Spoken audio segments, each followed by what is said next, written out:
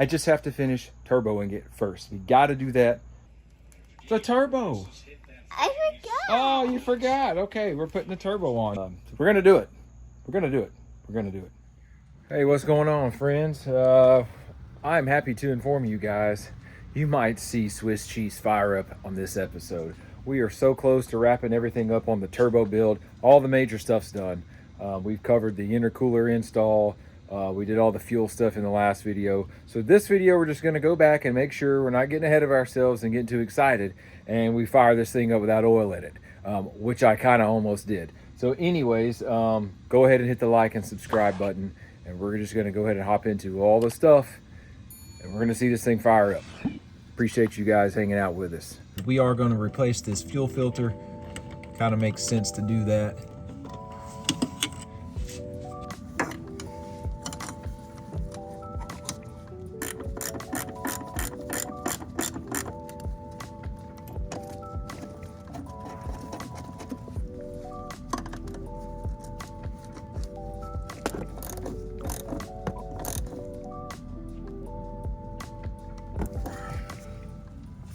Fuel filter's in now, so everything's been tightened up and we should be able to pressurize the fuel system now. Let's turn the key, make sure this fuel pump is priming. I did not do this in the last video about fuel.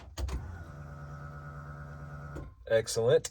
Because we didn't have the fuel filter yet, they apparently discontinued them, so we got one. Fuel system sounds great. So the gasket finally came in for our blow-off valve, which is why we didn't install it on the intercooler video. And this is just a cheap one that I got off of eBay way back when we decided to do the build. We took so long, I actually came across a better blow-off valve. We found a Greddy, I think it's a Type RZ blow-off valve. It's in good shape, but it's got dried coolant all over it, so we have to clean that up. And then it's missing a set screw where you adjust the spring tension for whatever. And then the actual threads on that are jacked up. So we took that off of the cheap blow-off valve, and we're just using the post with the set screw on the Greddy. And everything fits just fine, so works out pretty good. Let's get this bad boy on. So we got our gasket here, and we got our blow-off valve.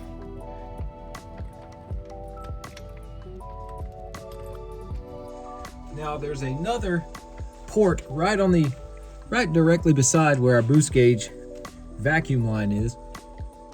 We're going to take a longer vacuum hose and we're going to attach to that, because that is going to go to our blow-off valve.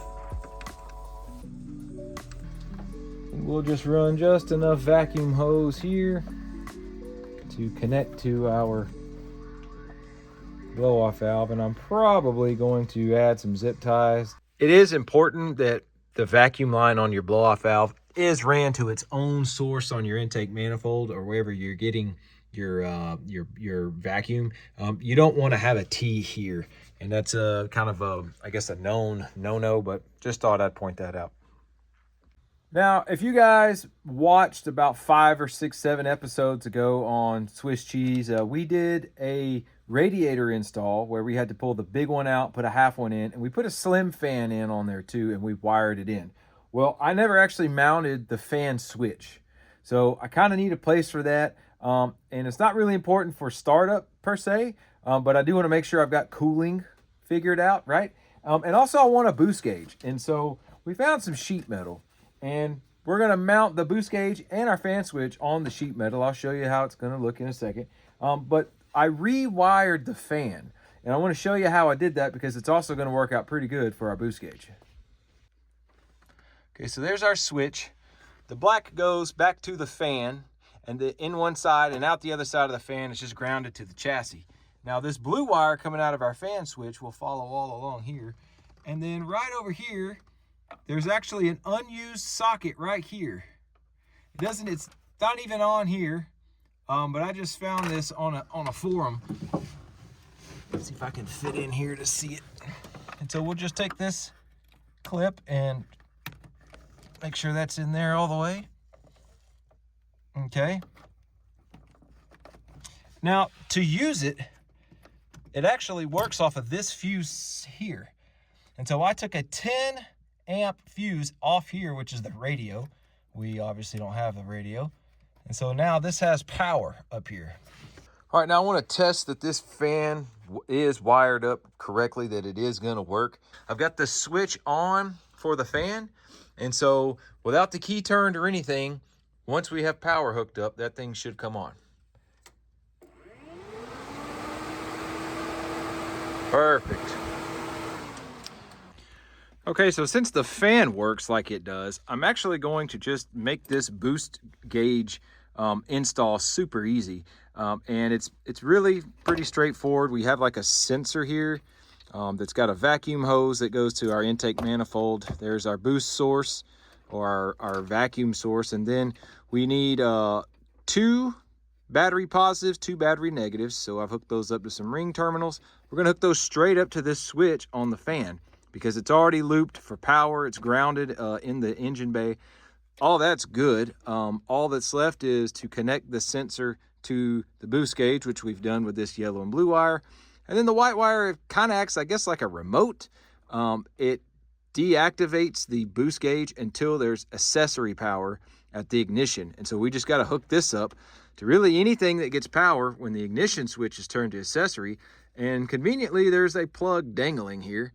And can't remember what it goes to. I'm guessing something up in here in the AC area. So we tested it already, and this yellow wire is exactly what we need. It only has power when the key is turned on. So we will go ahead and cut that and put that in there.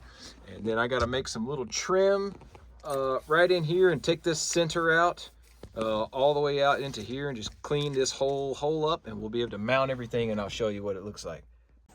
So now all we have to do is hook up the vacuum lines to the back of the boost gauge. So we're going to use this hose here, vacuum hose, which goes into the back of the intake manifold here. This is off of the fuel pressure regulator. So what we'll just do is take this T that came with our boost gauge kit. We'll shove that in there. All right, so there's our T. And then we'll just hook this in back to the intake manifold.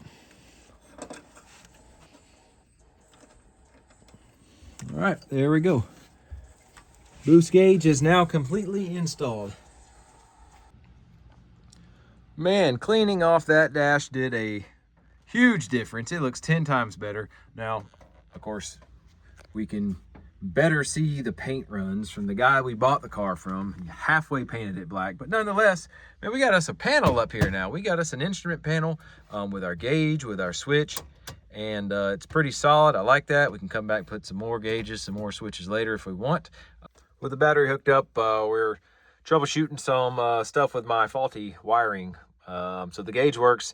I kept running into a problem where the fan, every time I would turn it on, the gauge would turn off. And so we ended up fixing that by pulling the ground off of this switch.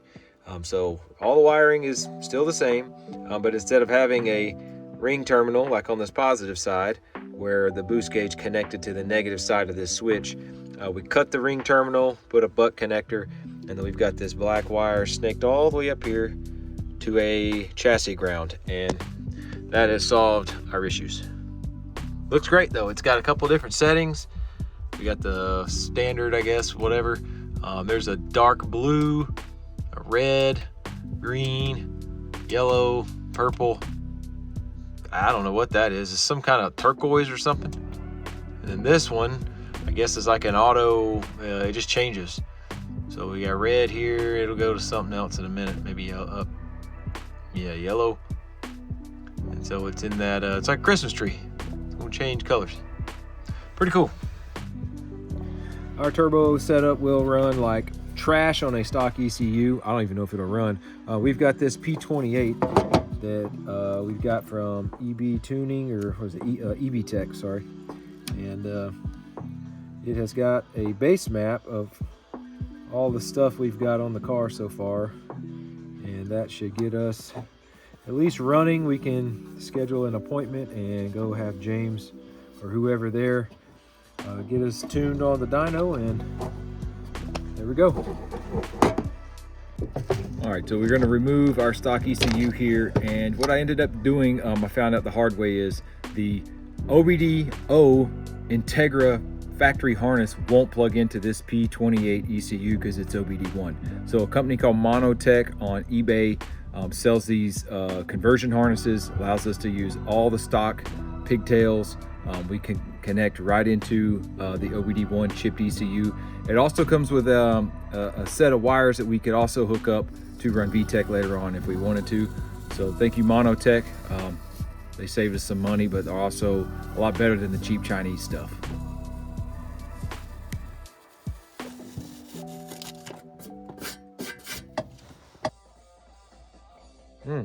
ZZ Top is hitting the spot tonight. Tonight we're down here putting spark plugs in.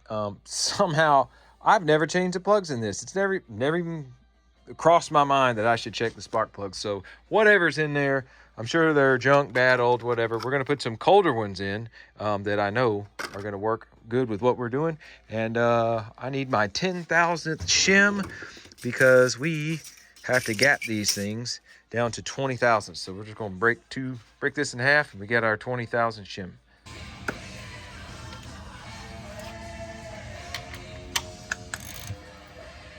I like it a lot.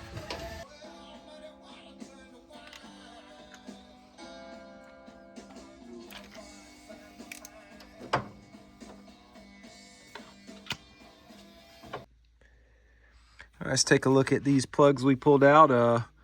I'm okay with that. That's a great sign. That's what a spark plug's supposed to look like. These were a Denso Iridium. Yeah, but all of them look pretty good.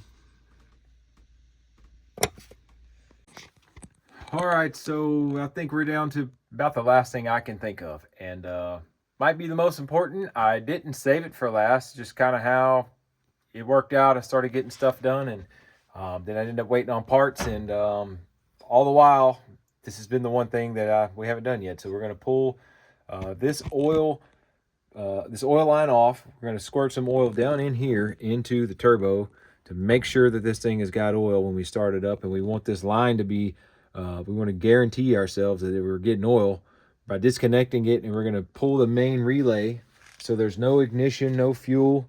And we should just be able to turn the motor over with the starter and pump some oil out of there.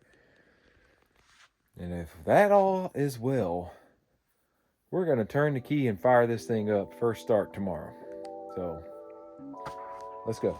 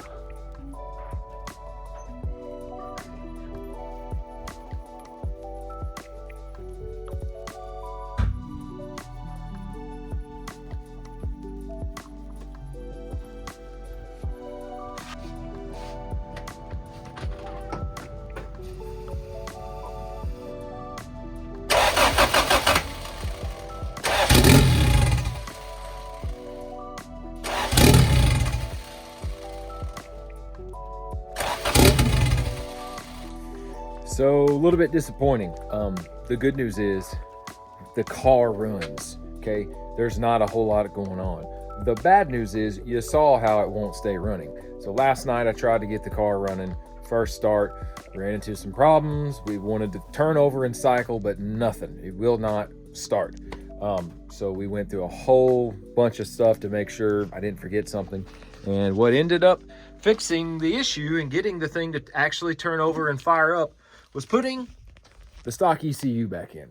So I have got to get with James at EBtec, figure out what's going on. Maybe he's got some solutions. Whatever that is, we will get that worked out. And we're going to end the video here. I know it's kind of like a dud, but the thing it runs. There's just something going on with that ECU. And I don't really see a reason to delay everything, as far as you guys getting to see the progress of the build for something simple like that. The next video, we will probably discuss that issue as well as all the stuff we're going to knock out to be prepared for our dyno day, because this thing obviously has to now get fine-tuned if we can get it there. So appreciate you hanging out. Thank you so much. Like and subscribe time. Appreciate that. We've got a whole bunch of other stuff on the channel too. If you're handy around the house, you got home projects, Nissan Frontier stuff we got going on. I tried to get a video today on replacing the lower radiator hoses on our church bus, and that hose whipped my tail. It beat me all up. I'm about to go actually take all the grease stains out of my clothes now, because I wore it like a champ. But it's done. No video, sorry. We will show you how to put a wood grain steering wheel on there though. So anyways, see you guys soon. Appreciate you tuning in. Bye.